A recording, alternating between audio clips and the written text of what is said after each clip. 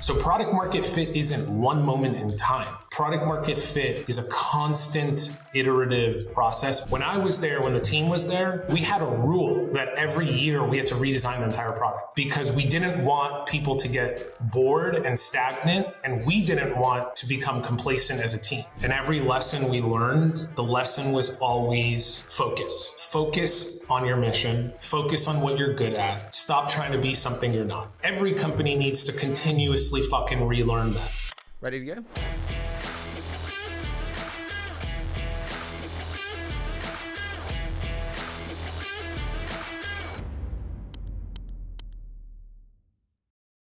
Sean, I am so excited for this, dude. I've been looking forward to this one for a while. So thank you so much for joining me today, man. My pleasure. Happy to be here. I want to start with a bit of a kind of tougher one. You tie your identity to your company as a founder, and suddenly it's no longer part of you.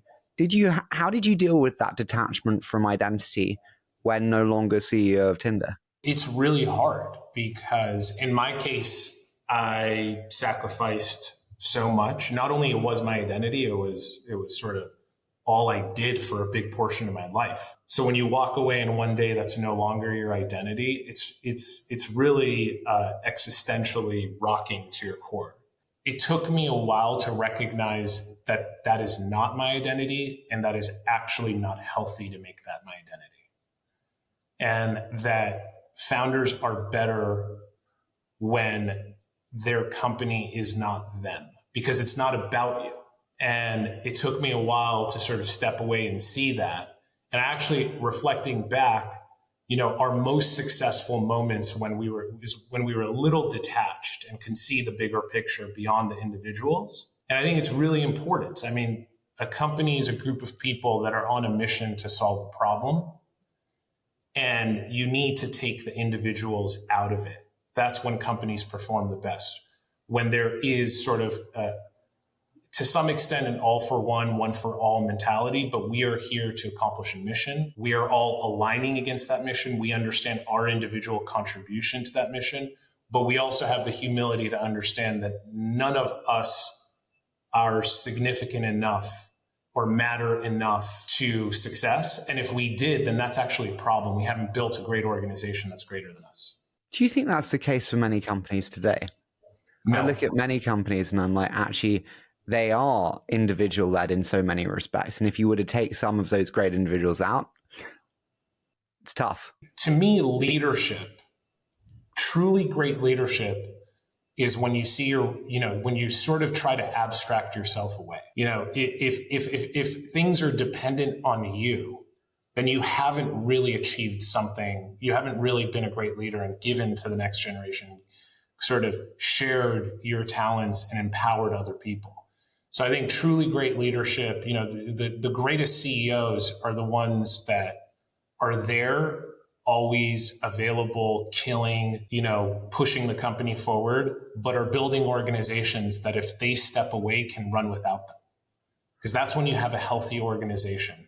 You can't have any individual be the source or single source of success or failure. Then you haven't matured the organization, and that organization will never outlast you. We mentioned there kind of it's a collection of people coming together to achieve a mission. I do want to kind of rewind the clock back. I hear there's some great stories that I have to unpack. I just want to start at the beginning, which is like when we think about the inspiration, we forget today just how revolutionary the swipe was. I might have been on a swipe before this interview, which shows you the importance you have to pay if you want to be successful on dating apps today. But it was such an innovation. Tell me, what was the inspiration behind Tinder? And when you go back, what did that look like? Before I started Tinder, I just sold a company and was thinking again, what is next? Reinvention. And around that time, the mobile phone, the iPhone had just come out. It had been in the market for a few years. And it was really obvious, maybe this was a little early thought at the time, that this thing is going to change everything. The idea that we have the world's most powerful computer in our hands with us all the time was bound to change the way we interacted with each other and the world. But I also saw very early that there were some potentially bad outcomes of that power. With great power comes great responsibility. And I think I saw very early that as much as the phone was connecting us, it was also separating us from the real world. I'd sit at restaurants and I would just like observe my friends were, heads down in their phone. It was the weirdest fucking thing. We're all together in a table, but everyone's heads down in their phone. And so, for me, I was obsessed with this notion of how can the phone actually empower the real world and not take us away from it. So I had this insight one day, just kind of hanging around looking at my friends on their phone at a restaurant. I'm like, how can this phone help me connect with people around me? And I realized there was a group of girls at the table in the restaurant, and I would probably not walk up to one of the girls that I was looking at because it would be inappropriate in that setting. I would have to really put myself out there. I run the risk of getting rejected, looking desperate. So I sort of wondered, what if I could just tell the phone that I like her? And what if she also would tell the phone that I like her, that she likes me? And if we both like each other, now the ice has been broken and now that fear of rejection is gone. And now we can connect. And that was like that, what we call the double opt-in was the revolutionary thought behind Tinder, because every system of connection prior to that was riddled with this emotional angst and barriers to connection. Do you remember when you released it? Do you remember when you pressed go live? Yes. What does it look like from there? Does usage just go skyrocket from the moment you start? No. So when we released it, nothing happened because no one knew about it. Right. So it was a very anticlimactic moment. But what we started doing at a certain point, sitting with the team, and it's like, hey, we built this great product. We know there's something special here. What the fuck do we do? And I think as an entrepreneur, you sort of have to like work with the resources that are around you. You have to make the most of what you have. And for us, it's like we all had friends. So I was like, all right, let's just start there. Everyone take out your phone, text 300 friends or whoever you have, text your entire address book. And I think the thing that we texted was download this app and thank me later. Sort of wanted to create this like FOMO mysteriousness. And I think in total, we texted 500 people. Over the course of a few days, we had, I think it was like 700 signups. I sort of looked at the team like, did anyone text anyone else? Like, where did this additional come from? And we realized that it started going viral amongst our close group of friends. And then what we started to see, which was sort of confirmation of this thesis that we had, that we could uncover connections that would have never have existed if we removed these barriers. We started hearing that friends who already knew each other were now getting together. So I would have friends calling me like, oh, I never knew she liked me.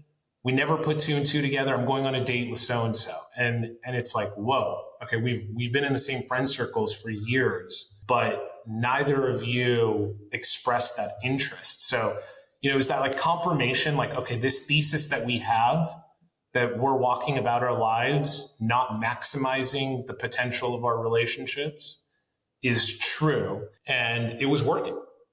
And that was the initial spark. So we have 700 people then. We have the initial spark and we start to see that outgrow from the core. What happens then?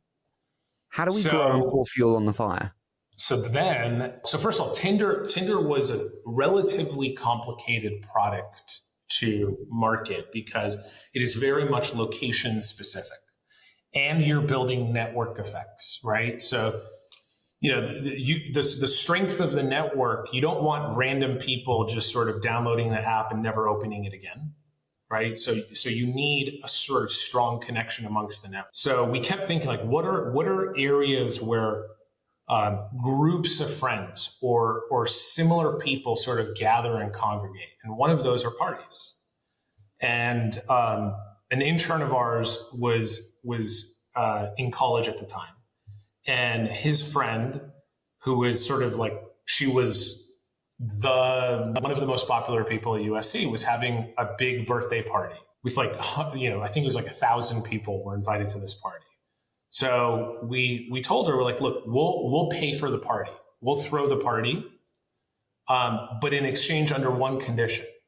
You have to do it at another location. So we shuttled all the students to another location where we had a bigger venue and we can invite more people. But the other condition was that no one gets into the door unless they have Tinder on their phone. So we literally had bouncers at the door. Whether you were invited or not, anyone can come in, but you needed to have Tinder installed on your phone. Now, no one even knew what Tinder was, but the next day everyone woke up and saw the people that they saw at the party. Again, this confirming this thesis. It's like maybe there was that girl or guy that I didn't have the courage to walk up to, but now I see them in the app and now I can swipe right and now we're matching. We noticed that bringing people together and then empowering them through the app was a great marketing strategy, and that worked. So we had once we did that party at USC, over the coming days, it went viral on campus. Everyone was talking about it. Everyone was sharing it. And we realized that was a great mechanism of when we introduced Tinder to the right groups of people, it takes a mind of its own. But I can't stress enough, though, that none of that would have mattered if we didn't build a great product. Marketing's important, but I think this is another thing people sort of miss. They think like, all right, I need to figure out how to get it out there. But they don't spend enough time focusing on whether or not they have the right thing to promote. Let's just delve into that then. It's on the product first before we do distribution. A generation has been taught about the lean startup, just ship, get it out there, see what works. A lot of other people say, no, actually, you need to be a lot more of a craftsperson and really build a great product experience and be very deliberate about it. Which side of the fence do you sit on? Well, first of all, you got to be very clear about the problem that you are solving. And I think you have to feel as a founder a connection to that problem. You have to be the customer. I think products are incubated and grow in phases. And phase one is that you're using it and the team is using it and that you have product team fit. And then I think once you cross that boundary, then I think you could go to like product friends fit. And then I think once you cross that boundary and it's working amongst your friends or, network of close customers, then I think you slowly start expanding it. The idea of throwing shit at the wall and seeing what sticks is a very soulless, effort. I don't subscribe to that. I think you have to have a clear vision, test, iterate the vision, and don't put the cart before the horse. If it's not ready for 1 million people, you don't want to give it to 1 million people. You want to slowly start expanding your circle of reach and test at every step. So product market fit isn't one moment in time. Product market fit is a constant iterative process because as the product grows, it sort of faces new challenges at scale. And just because it worked with 1,000 people doesn't mean it'll work with 1 million people. Doesn't mean it'll work with 1 billion people.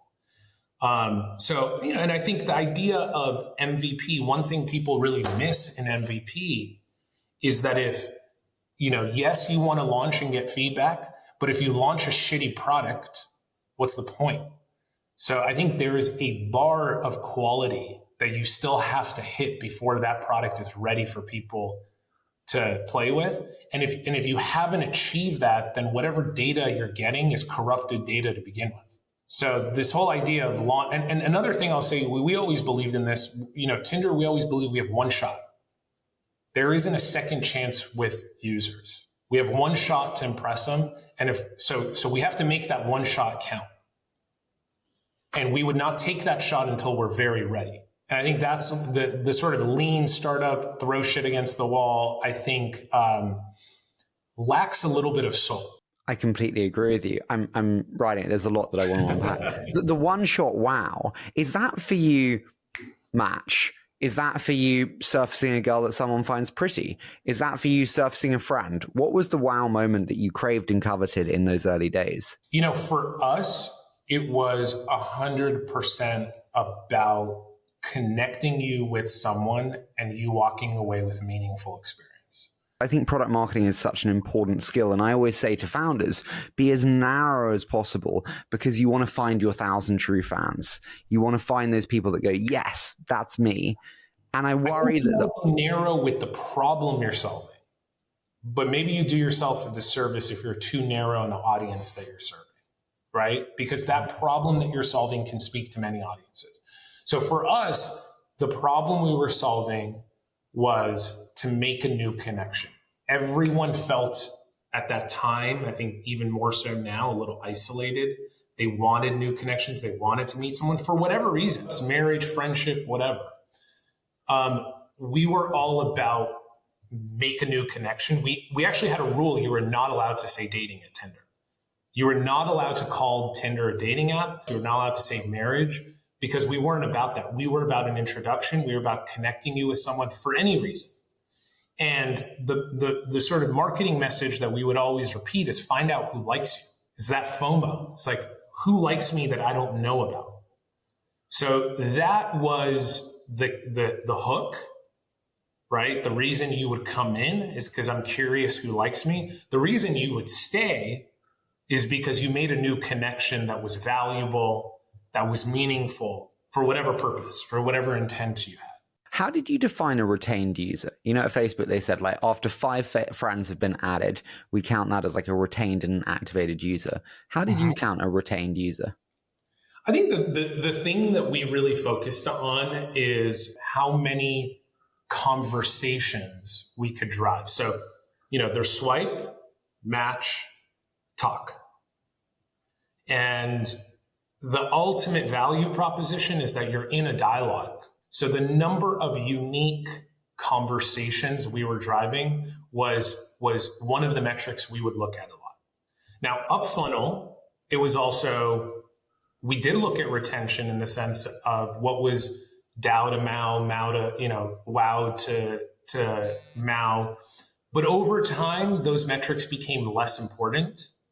The metrics that became more important were conversations, matches, sort of us delivering value, the metrics that measure true value, and revenue, which is your desire to compensate us for that value. Retention on its own, I mean, you know, I think it is a problematic metric that could lead sometimes, if you're not careful, to a lot more harm than it can good.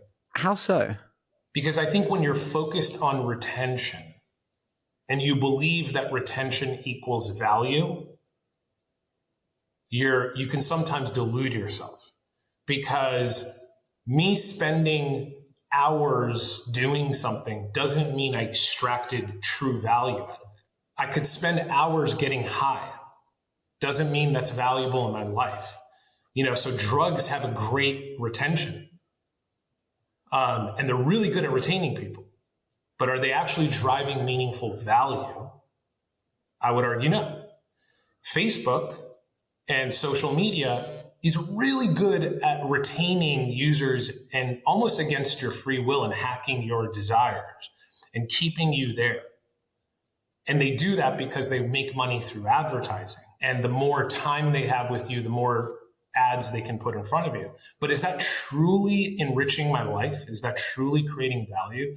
Or can you look at that and saying, well, that's actually distracting me from a lot of other shit that is more meaningful and more valuable in my life? So we were always very careful. Like, you know, there was many times a desire to look at retention as sort of the end all be all metric. And by the way, we had fucking phenomenal retention. You know, we had retentive powers beyond social media platforms. But what you were doing on Tinder, I always thought was 10 times more meaningful than kicking back and just watching content. You were actually connecting with human beings. And I think to me, what we have at the end of the day, all we have is connections. You know, it's like all the other shit is just noise. At the end of the day, all we want is to experience love with other human beings. Remember I told you, as things scale, right, new problems form. They take a new shape. If I was still at Tinder, and in fact, while I was there, this was sort of a metric of success I always drove home for the team, is that retention and the number of connections isn't as important as the quality of connections. So the natural course of Tinder I always saw is actually we're moving to a world of no swiping, where Tinder is so smart that I could just say, Harry, I have the person for you. And why don't you focus on that? And if I was wrong, great, I'm happy to introduce you to someone else. So it's sort of like, technology becomes, I think, the better it gets, the more human it gets. And to me, the ultimate archetype was the matchmaker. Could we achieve the success of the human brain matchmaker who is able to say, Harry, here's the girl for you. Again, I'm not going to judge what you want to do. I'm just going to introduce you guys. You can do whatever you want. So I think, once the core team left, I think that promise, that mission was maybe replaced with a desire for retention, a desire for revenue. And I think that the sort of intention of why we created that company, what we were trying to achieve, got lost. So over time, the quality of the product decayed because no one's actually sitting there and saying, how do we scale the impact of the product? Everyone's saying, how do we scale the metrics of the product? Is that inevitable? These are businesses with costs. They have to post quarterly numbers. I agree with you totally, and you feel it in the product. The products today, as we said earlier, unless you pay, they're pretty horrible. And you hit paywalls. I mean, they're just bad products unless you pay. And then when you pay, it opens up. But is that just inevitable? Look, you could make the argument that everything dies. It's just a question of when and how, right? All companies are organisms, just like humans. Humans die, companies die. And it's just a question of how long and what is the longevity. And I think if you don't keep disrupting and you don't keep setting the bar higher and higher and higher, you will achieve complacency. And complacency, which is a lot of big companies sort of die by complacency. You have teams who don't care. You have politics. You lose sight of why you were there. It's every person for themselves. You lose sight of that mission, or you're not intellectually honest and you're not forcing yourself to disrupt yourself and question the mission and improve it. So I wouldn't say it's inevitable. I think we've had, organizations that have outlasted my lifetime, your lifetime. Maybe they'll outlast my kid's lifetime. So nothing's inevitable. But yes, I think everything has a natural decay or a conclusion. The question is when? Nothing's forever, that's for sure. Before we talk on nothing's forever, which I have to touch on because you said that in a kind of wonderfully calm and cavalier manner, how do you feel about founder-led companies being so central to enduring success? This is something that, we had Delian at Founders Fund really eulogize on in terms of the importance of it. And many do, but others say no. How do you feel about it has to be founder-led? Founders are really good at keeping and reiterating the mission because they care the most. Sometimes, founder market fit, team market fit is essential. Mm-hmm. When it is your personal story, which it often is for founders, it's another level of storytelling. And it doesn't mean that the founder is the best person to execute it. I actually think great founders put the company before themselves and are intellectually honest and self-aware enough to say, hey, you know what, maybe I've taken it to this point and there's someone else better than me to take it to the next point. I don't believe that a founder is forever. I think the founder energy is required for success. And I think over time you can have different founders. You have people who can come into an organization with a new vision, a better vision. And I think you would call them a founder. at that moment in time. You can, and I hope I'm not being too spicy here, but I also heard that when you were not in the role of CEO at a point, your exec team came and said, well, if he's not in the role of CEO, we're leaving. Which is quite a jarring position for anyone to be in. Can you just take me to that? What happened? There was a moment in time where I think Tinder was growing so fast. When you say growing so fast, like what was that? Like users? Like what sort of scale? Users, revenue. I think, we used to play this game where we would chart the growth rate and figure out how fast we would get to billion users if we held the growth rate. And I think if you charted the growth rate we experienced in at a certain moment in the first year, we would have reached 1 billion users in 3 months. That's how fast we were growing. So now obviously we didn't sustain that growth rate, but the product was growing fast. The organization was growing fast. Revenue was growing fast. And we were growing so fast that we couldn't even solve problems with humans because we couldn't hire humans fast enough. We had to get creative at solving problems. But at a certain point, I had felt like, you know what? Like, I need help. I felt like I wanted my Sheryl Sandberg. I wanted my partner who can help me scale the organization while I focus on product and technology. So we brought in a very, very experienced person. And I think the board ran a public company, very experienced. And I think the board sort of felt like, well, Sean, maybe we should give that person the CEO title because they would carry more authority. And then you do the same thing you're doing, but take president title. And I was like, okay, fine with me. But when I stepped out of those other functions, or I kind of stopped being in the room for a lot of those other functions, it created a lot of issues in the organization. And at one point, I don't know if this is about me or maybe the other person wasn't that good. But at one point there was like mutiny. We had the entire executive team. I don't talk about it, but since you know the story, I'll say, I don't know how you found out, by the way. We try not to talk about this. But there was one point where the entire executive team, unbeknownst to me, went to the board and basically said, if Sean doesn't come back in the CEO role, we're all quitting. I found that very flattering. I think the more, it was definitely like a crazy moment for me personally.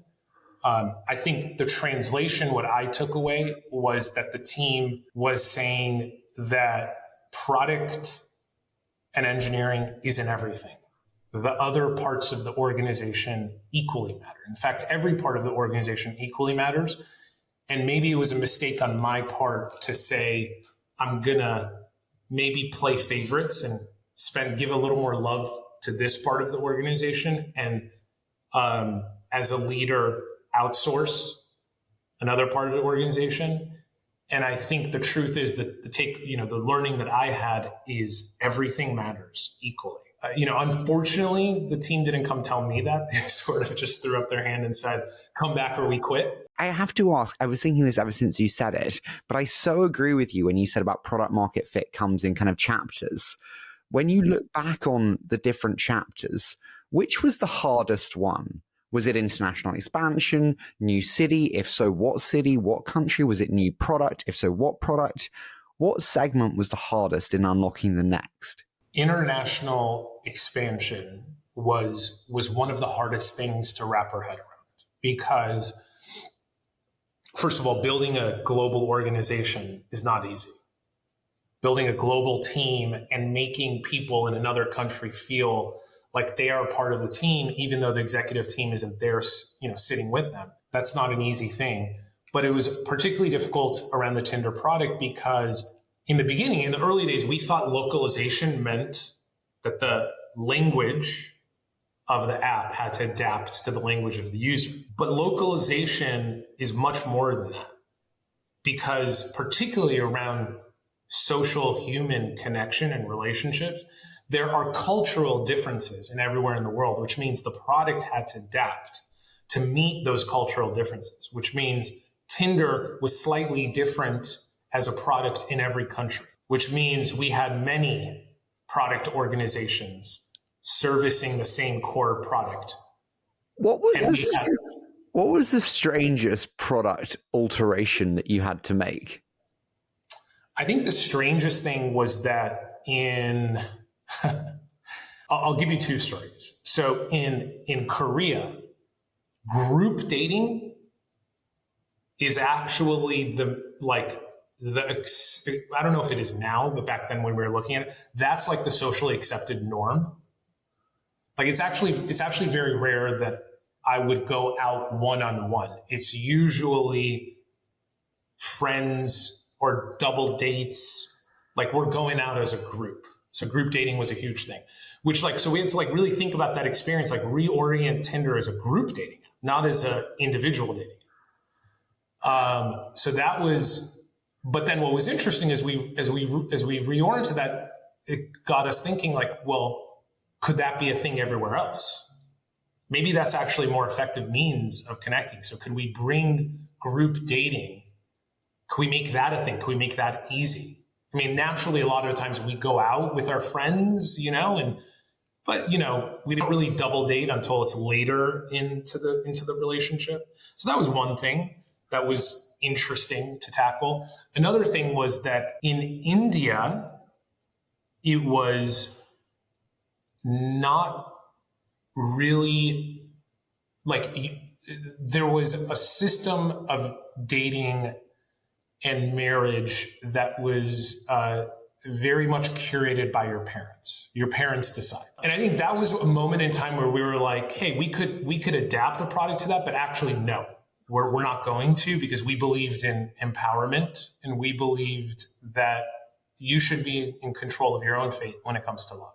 So that was actually sort of a moment where we're like, no, we're not changing the product, even if it means we're going to have less users, because it was socially less acceptable. And we're going to let society sort of take its course and correct itself. And maybe if we gave this capability to people and made it easier for them to take their romantic life into their own hands, then maybe they could break out of social norms, which is what happened. And I think that's evolved in India. So it's like unique things like that, where it's like, wow, the social norms and the dynamics are just completely different. Okay, in hyperscaling, you have so many decisions coming at you so fast.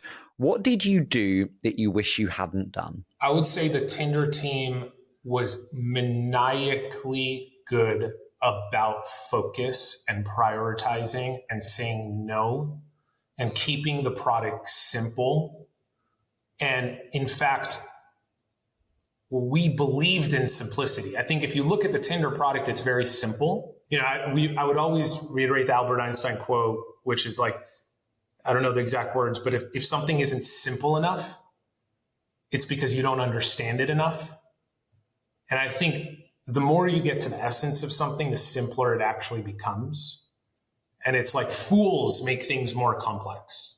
Prioritizing and picking our battles was very critical. And that became a little harder as we scaled. So at a certain moment, in the early days, we were very much one team, all building towards one product. Everyone was involved in one release. We all knew what everyone was doing. Even by the time we were like 100 people, that was still the case. And then at a certain point, once we expanded, you had to sort of divide and conquer. And you had more capabilities and you had more teams. So you wanted to feed them with projects. So you lowered your bar of what you would do. And then I think the clarity and focus started to dwindle. And then we had to figure out, how can we divide and conquer, but all map towards one cohesive vision, which became the next challenge. So, I mean, we had an environment where we really wanted to give people freedom to execute. Like I hated the top-down bureaucratic approach to creation. It was horrible. Now I can come to the company and say, here's my vision. Here's where I think we should go, but I'm not going to solve it. Everyone sort of bottoms up, come up with solutions and take ownership. So we really wanted to instill that bottoms up, everyone has a voice, the best ideas will win, meritocratic culture. And then sometimes the bigger you get, that could lead to a little bit of drift and people doing things that maybe they shouldn't be doing, or or the company has no business doing. So I think as you scale, you have to build new systems to protect against drift. What was the thing that didn't work biggest, and what did you learn from it? So one of the biggest things, okay, so in the early days, very few people know this, but we had a lot of, every user sort of got to a point where they had a lot of matches, where it's almost like you would open the app and you're like, I don't want to meet someone new. I need to make sense of all the people who already want to connect with me. So we started shifting our focus to like post-match. And what we wanted to do is create more moments where you could get to know your matches and find opportunities for connection. So we created this product called Moments, which was sort of Instagram stories before Instagram stories. You could share a moment, like something you're doing in the real world, and it was an expiring 24-hour moment, and people could reply to it, and your matches could be like, oh, great. And we all love the product so much that we were like, you know what? Maybe this could be for friends. Maybe we let Tinder be more than just, romantic connections. Maybe you can add your friends and you can share moments with your friends. So we sort of tried to shift from a dating product to a social network. And we very quickly learned we have no business doing that. Our brand, our mission, our thesis is very much about creating new connections, introducing you to someone new. We weren't in the business of connecting you with your friends, and our users didn't want that. At some point, we also said, hey, let's create an app to help you make friends. And we very quickly learned that no one wants to open an app to make friends. Like, that's a very desperate, weird experience. And then we said, well, could we apply Tinder's mechanism to business connections? And then we quickly learned, well, no one wants to swipe and match and make new business connections. And so that was a real realization, actually, that wasn't what people came to you for. Yeah, it was a reminder. I think the more we scaled, and every lesson we learned, the lesson was always focus. Focus on your mission. Focus on what you're good at. Stop trying to be something you're not. And I think every company needs to continuously fucking relearn that.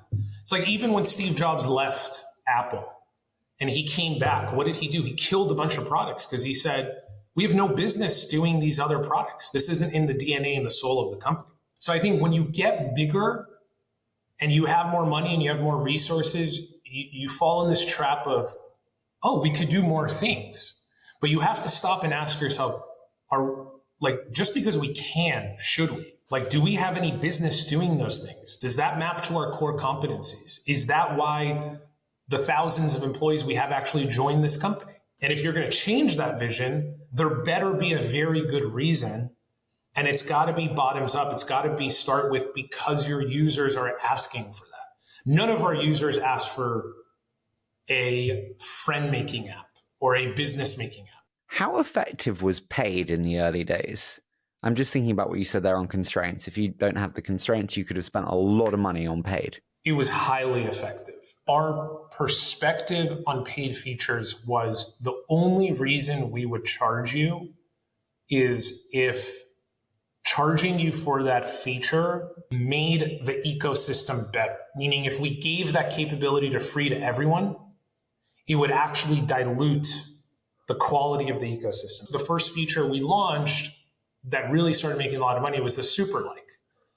So we wanted to have this signal that you're not just someone I swiped right on, you're extra special. I'm not just like any Joe Schmo. Like, it's sort of like in the real world, I can walk up to someone and say, hey, what's up? Or I can walk up to someone, and maybe this might not be a good idea, and say, you know what, like, I feel this strong connection. Like, I really, really, like, please get, like, I really like you. Like, there was sort of like the next level of romance. So that was what the super like was. But if we actually gave it for free to everyone, it would have no value. So we gave one free to everyone, and then we charged if you wanted to super like again. So what the one free did is it took away the desperation. So someone didn't know, did I use my one free on you, or did I actually spend money to get your attention, which could make me look desperate? So it gave me the sort of excuse, like the out, but then I can spend money to buy more super likes and super like more often. But again, charging for that not only allowed us to build better products, it created more revenue, allowed us to fulfill our mission, it built the business, but it also made the product better because it created a new feature where it made sense for us to charge. The free is smart because it removes the desperation. The hard thing is you don't want to look like you paid for it and it's too desperate. I am intrigued. You said about kind of the curation on liking. How do you feel about the league, which takes it to the extreme, which has like 3 per day, and that's all you're going to get? I don't subscribe to anything that's elitist. I think in many ways, a lot of these dating apps are elitist. They are living in a world where one person or one group is better than another. Bumble is elitist. Why, women go first. Women have all the control. Why?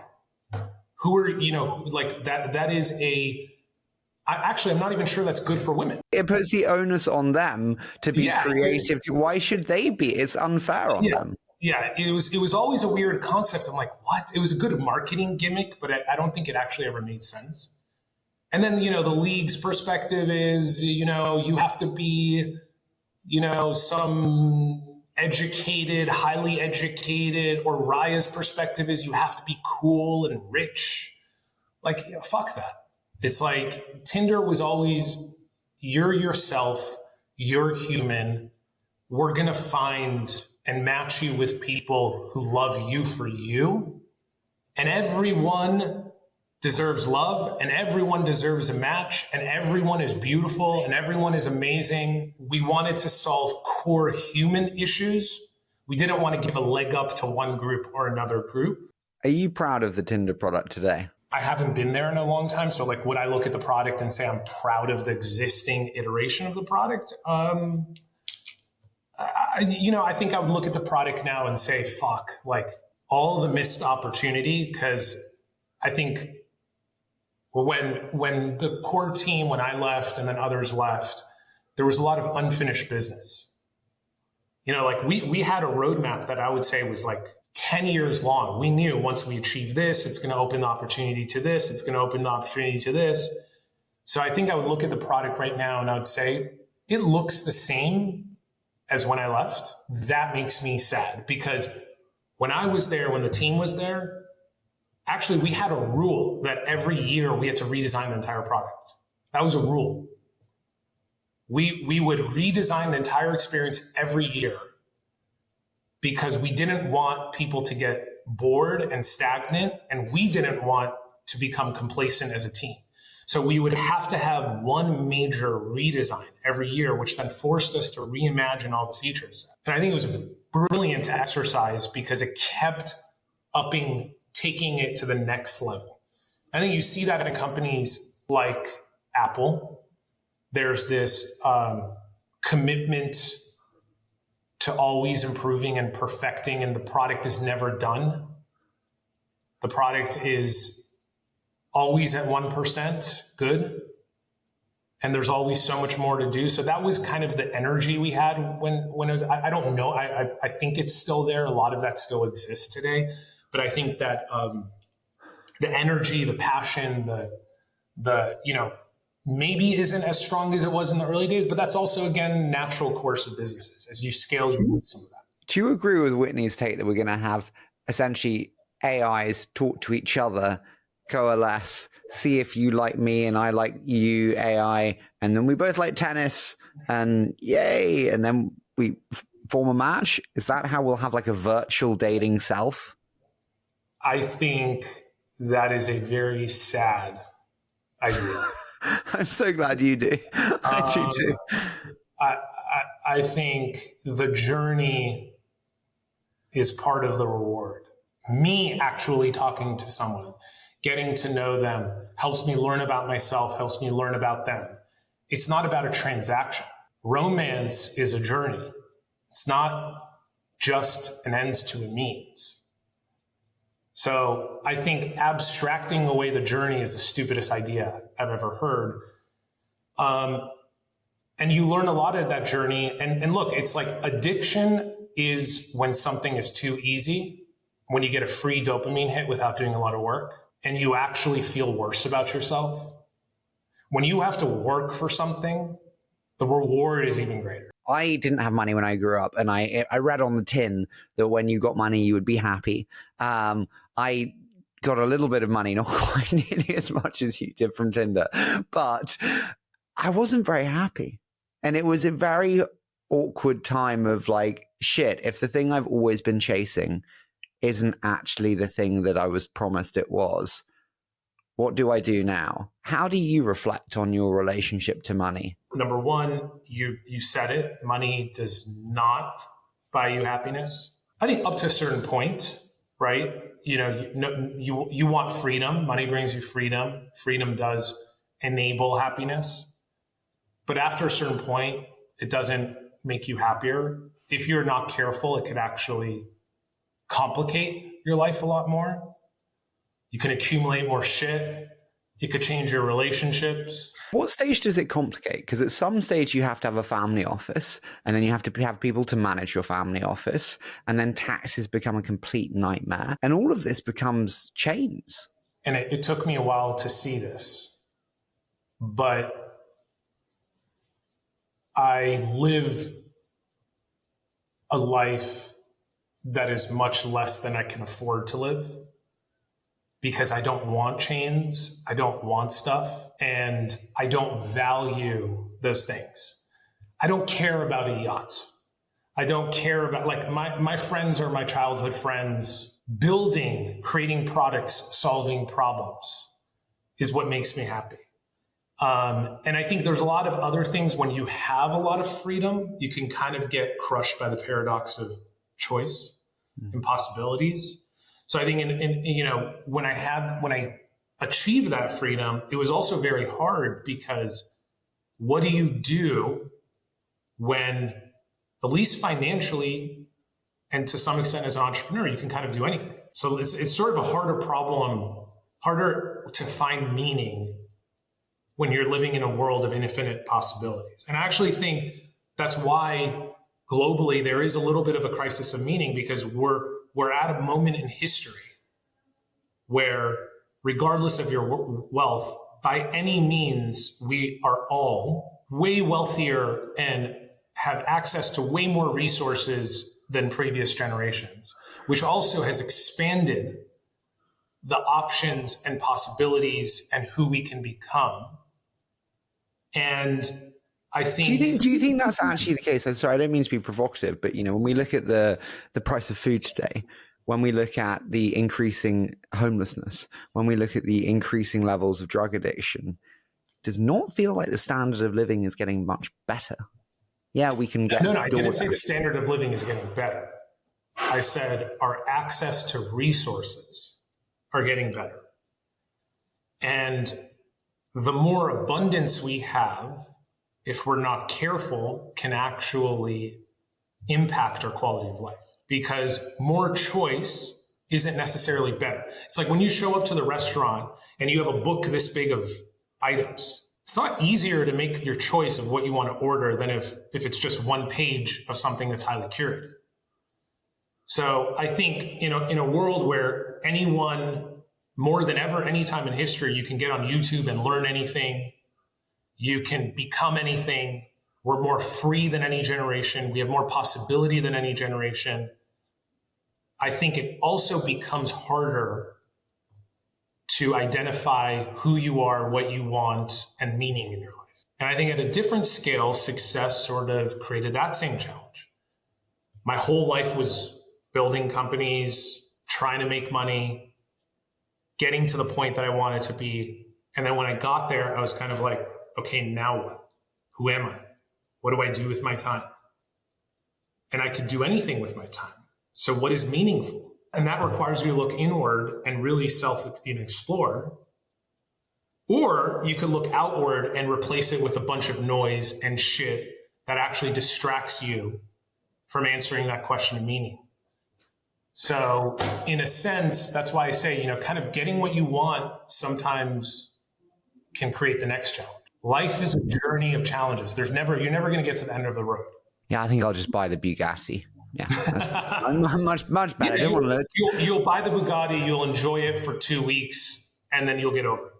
I won't actually, because I'm legally not allowed. I'm not allowed to drive, Sean. So I'd have to sit in it stationary. But I wouldn't enjoy it. So then you decide, okay, I'm going to do a family office, and I'm going to invest a lot more, work a lot more hands-on with many more companies. Why? Why not do another company? You said you had a 10-year roadmap. I've done both. So I have a family office where we've invested in over 100 different companies and funds. And I enjoy that because it allows me to meet other great entrepreneurs, to give back, to mentor, to learn myself. But at heart, I'm a builder. I'm a problem solver. That's what gets me up in the morning. I like to solve problems. I don't talk about it because I don't want to. I've started 4 companies since Tinder. But I just kind of purposely, I think I kind of learned it's a little easier to build without a lot of attention. Post success, do you have a lot more leverage? Do you see what I mean? I think anyone who has accumulated experience and wealth also accumulates freedom and leverage, no matter at what stage. So of course I would say I have more options. I can think bigger. And so you have a CEO for each business. Yes. That runs day to day, and then you finance and do strategy with them. Yes. I think it's a really rewarding position to be in because I can focus on strategy and trust others to run the business. Doesn't mean that I don't come in and get detailed and help in the areas where maybe I'm the best person to do something. But I've found a lot of meaning in building. So I'm not going to stop building. What were the biggest lessons you had in setting up the family office? Investing is hard. And it's a full-time job. Investing requires a lot of discipline. It requires you to really experiment, understand what works for you, understand what doesn't work. Setting up a family office is not a simple thing to do, actually. What are your biggest lessons from setting up the family office? Look, investing is hard. At a certain point, you have to build an organization. It's like building a company. Carries all the challenges of building a company. You have to have a vision, a thesis. You make mistakes, you learn, you iterate, you become better over time. So the family office is no different than building a company. We're just in the business of investing. Did you have a clear strategy from day one? I'm going to put 25% in directs, 25% in funds, 25% in cash, 25% in property? I had a high level vision, but I iterated the more I learned. What did you start with and what did it change to? Most of what the family office does is we invest a lot in real estate because I think real estate is an amazing asset class. We invest a lot in venture. That's direct or through funds. And we invest a lot in public equities. We invest a lot in credit and debt. There's different things. And then there's a lot of things we don't do. There's a lot of things that we don't do either because I don't feel like we understand it enough. We're not good at it. So I think, for me, it's really focusing on the areas where we can add value, where we have an edge. And, who knows, it morphs as new opportunities present itself. We're opportunistic, but for the most part, it really is following passion and love and the things that I enjoy working on and I want to work on and I want to spend time on, and eliminating distractions as much as possible. What's been the single best investment? Probably SpaceX. Invested a lot in SpaceX very, very early. That'll do it. Yeah, and I think, look, I think the thesis there was actually very simple. It was, I admire Elon. I think he's a once in a lifetime entrepreneur, and I was just willing to let him invest my money. What was the worst investment and lessons from it? If you don't want to say what it actually was, by all means. But what were the lessons from it? So, for example, I invested in Pakistan once and I lost all of my money. And my lesson from that is a business is more than the numbers on paper. There are externalities that can kill a company, like a presidential election in this case, which I had never factored into the death of a company. Yeah, I think the worst investments were when I chased the idea and not the team. So there were moments where I'm like, fuck, this idea is so good. I'm not really sure about the team. Like, do they have the passion, the energy to go and execute? Is their heart really in it? And I kind of ignored those elements because I'm like, oh, the idea is so good, I don't want to miss out. And 9 times out of 10, never works. So I think, the number one thing is team and passion. I think you want a team that, their heart and soul is in it. Like, you have a founder market fit. They are building the product for themselves.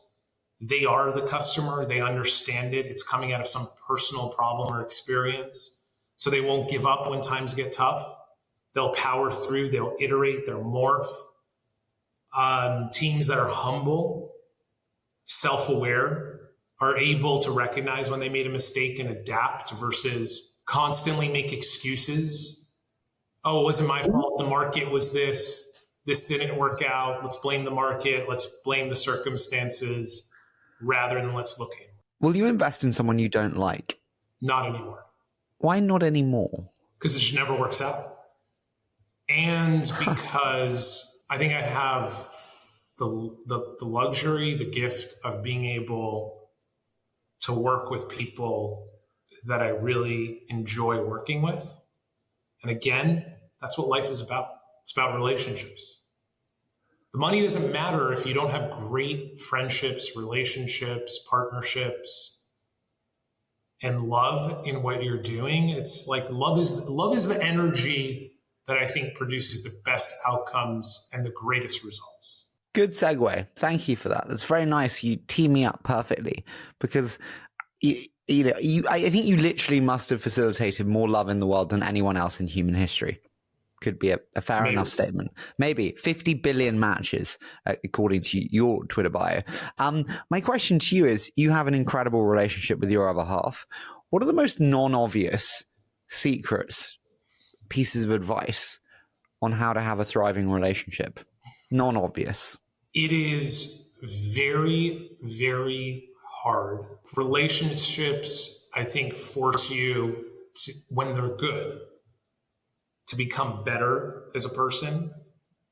But in order to become better, you got to stick through the hard times and not give up. Do you think we give up too easily today? I think because we have more options than we have had in any moment in history, that increasingly we have the ability to switch and give up. Look, you go back in some moment of time, it's like you were in a tiny little village. If you're lucky, there was one person that you love, and cutting bait, I mean, where were you really going to go? You had to stick through it. Now, you could quit and you could say, okay, I'm going to trade this for something better. But I think the reality is every relationship comes with challenges. It's just a question of which challenges. Once you stick through all the hard moments and you keep getting better and elevating, and then you look back and it's like with my wife, it's just like what we said about companies, like all those challenges made us better. They brought us closer. We're stronger as a result. We're more resilient. You know, the other day,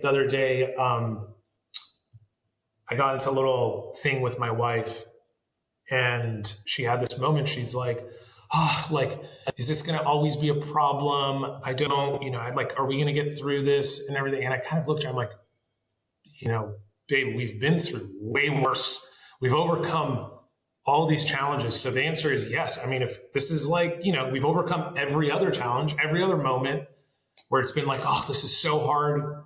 We've prevailed and we've become better. So this is no different. So I think when you have that mindset, when you have the mindset that every challenge is working for you and is bringing you closer, I think that's when you grow.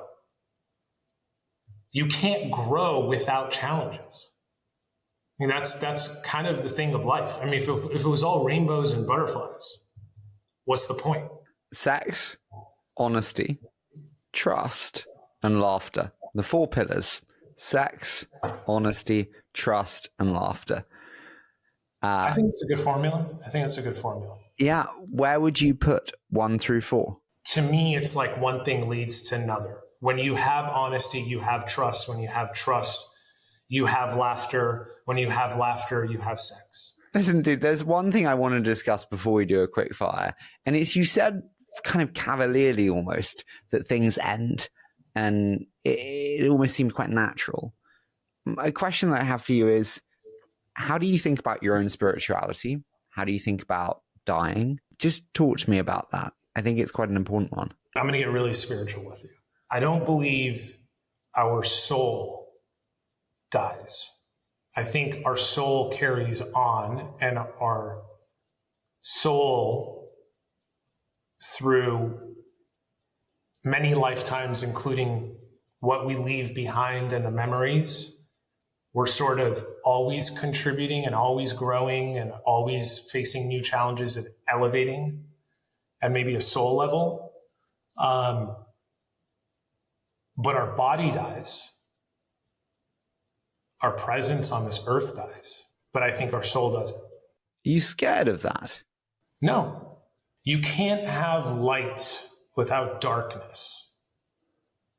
And you can't have life without death. If you would never die, then then that means you're never willing to die for something. And that means you don't have a life of meaning. If you never have darkness, that means you're never overcoming anything and you're never risking. And you have a very bland, monotone existence. Is dying for something the ultimate form of meaning? Standing for something and willing to take risks for what you believe in and really love. I think the energy of that is love, right? So love is what makes me overcome obstacles, what makes me stick through. That to me is the meaning of living. What was the hardest thing to stick through? Building a company is not easy. You have moments when you're getting crushed. Any entrepreneur knows this. When you're resilient. Did you ever have an 800-pound gorilla come into the room and outspend you? People tried, but money doesn't create innovation. I think if money resulted in innovation, then you would never have disruption. I think so. It's like, just because you have more money doesn't mean you can beat us, because it doesn't mean you're the most creative. In fact, I would actually say sometimes constraints force creativity, forces you to focus, forces you to prioritize. When you're resource constrained, you automatically don't do the shit you shouldn't be doing. You're forced to make a decision with your time, with your money. So I don't think necessarily more money. In fact, there's many startups that actually failed because they raised too much money. And they threw money at the problem, and they threw people at the problem, and they didn't actually tussle or force themselves to think out of the box or get creative and find new ways to solve a problem. So I don't think more money necessarily solves problems. Did making a lot of money change the dynamic of your relationship? Yeah, I think, look, I'm fortunate enough that I was able to navigate all of that and kind of Did you take money out the way through Tinder? I don't mean that too invasively, but a little bit. We did. it wasn't like a little bit. We took enough, and I'm a big believer in this, that, if you should take a little bit along the way to live and be comfortable. The more you can create freedom, the more you could give to what matters, which is your company or your relationships. And sometimes money buys that freedom, and it allows you to sort of focus even more. So we did take money along the way, and our investors wanted us to do that because I think they realized that if we alleviated some of that pressure, then we can go even harder. But we didn't take too much. Sorry, I'm being specific, but a lot of founders go like, I don't get it. Like, is 5 million in secondary for a founder too much? Would you say, whoa, Harry? I think the better way to think about it is in terms of percentages. Is 5 million too much if you have $1 billion company? No. Is 5 million too much if your company is worth 20 million and someone, that's a different scenario? What do people not understand about wealth that they should do? Final one. I think if you're not careful, so first of all, wealth does not bring you happiness. Meaning brings you happiness. Wealth can create meaning up to a certain point, or it can give you freedom to sort of create meaning up to certain points. But wealth on its own does not bring happiness. And I think the other thing people don't ask enough is, what is wealth? If I have great relationships in my life, I have a job that I absolutely love, I feel like I'm making a contribution to those around me, I'm giving, I'm living a life of meaning and purpose, am I wealthy? Even if I don't have a lot in my bank account, I would say, yeah, you're wealthy. So I think people also have to question, what is wealth? Is wealth the Bugatti? Is wealth the yacht? Well, if the person sitting in the yacht has cancerous relationships and is secretly really lonely and isolated and has a lot of noise and has no freedom and no time to be thoughtful, then is that wealth? I could talk to you all day, but I do want to do a quick fire round. So I'm going to give you some. Okay, so what do you believe that most around you disbelieve? That America is the greatest country in the history of all countries. Do you think you are in a good spot right now? I think we're going through growing pains, but I think we're still the greatest country in the world. And I know you're in the UK. UK is pretty great too.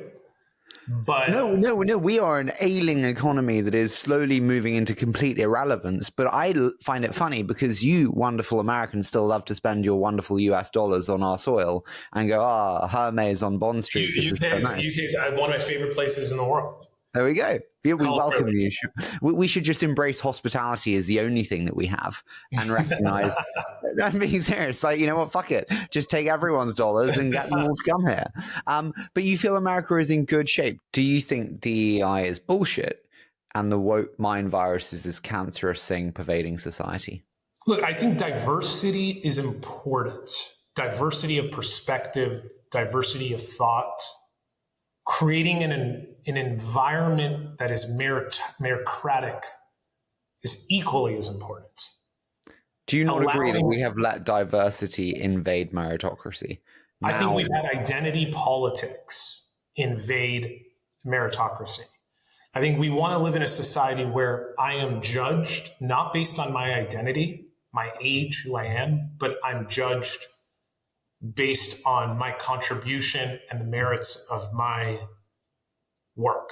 And what's beautiful about tech and innovation is that you have an ecosystem, where in my case, you could be a young kid or in my parents' case, they came to this country with $20 in their pockets and had the opportunity, regardless of their background, to work hard and succeed. And that is the American dream, that it's the underdog story, that you can overcome obstacles and pursue your happiness without your identity being a limiting factor.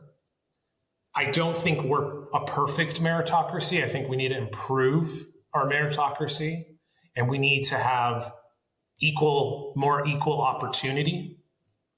But I think equal outcome is a very bad thing. What concerns you most in the world today, Sean? We lose America's fragile. The ideals that built America are fragile, and that we easily take them for granted, and we lose those values, such as freedom of speech, such as free will, such as meritocracy. Do you feel you have freedom of speech today? I think we do have freedom of speech. It is under attack now. Whether people actually use their freedom of speech and feel safe to speak up is a different story. I think, courage is, there's a great Winston Churchill quote. Courage is the strength to stand up and speak, but also sit down and listen. So I think we need more of that. We need the courage to speak up, but we also need the courage to listen. And one thing that makes America the greatest country in the world is our openness to debate. And debate leads to better ideas. And it leads to a stronger meritocracy. And when you have a cancel culture where people don't feel safe to speak up and speak their views, or you have a culture where people are not willing or tolerant of other people's views or sit down and listen, then the outcome's never going to be great.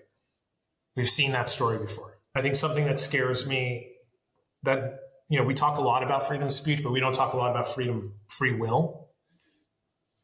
I think right now, social media platforms are to some extent violating my free will by algorithmically picking what content I see and not giving me choice in that equation. It's the equivalent of turning on the TV and Comcast deciding what I see, but I can't switch the channel, can't switch from CNN to Fox News. There's no opt-out button. There's no opt-in button. When social media was a follower-based economy, I think it was a lot healthier of an ecosystem. This move to an algorithm-based economy has its benefits. There are some amazing things about that, but I think we are slowly sacrificing free will. And if you have free speech, but you don't have free will, then there's no point of having free speech. When I plot out 10 years, Sean, where do you want to be in 10 years? Doing a job I love, having meaningful relationships, family, children, just having fun, enjoying every moment, good or bad, just having fun. I can't thank you enough for being so open. This has been incredible, and I really appreciate it. Thanks, buddy.